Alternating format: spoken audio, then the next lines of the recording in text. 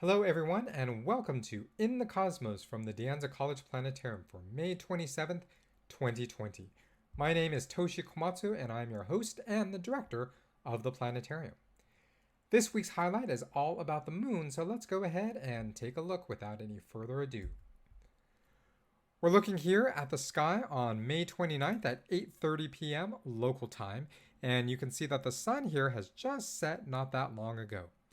But if you look up and to the left, about 90 degrees away from the sun, is where you can find the planetarium moon there. And you can see that it's sort of got this half moon shape. A lot of people call it a half moon, but in fact, we call it a quarter moon because remember, the moon is actually not round like a plate, but round like a ball. So what we're looking at is actually half of a half, which makes a quarter. Now we're going to go ahead and speed up time here a little bit, and we're going to skip ahead to about 8:50 or 9:15 or so when it gets a little bit darker. And you can see that the moon is right between a couple of stars there. We have Regulus, which means the king's star, and Denebula, which is the tail. And it is the heart and the tail of a constellation which you've probably heard of before. Kind of looks like a broken coat hanger there, but it's also known as Leo the Lion. And indeed, it looks like tonight Leo has swallowed up the moon, and we've got the moon right in the belly of the lion there. Now, when looking at the moon, quarter moon is a fantastic time to be looking at the moon because the moon isn't too bright like at full moon.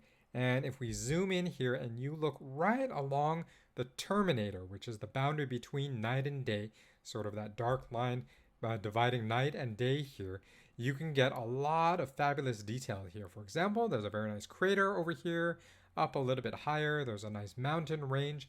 And these craters and these mountains, they cast shadows, which can give real definition to the surface as a 3D terrain. Now, if you miss the moon on the 29th, that's okay.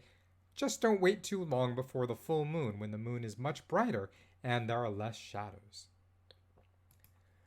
Well, that's it for this edition of In the Cosmos.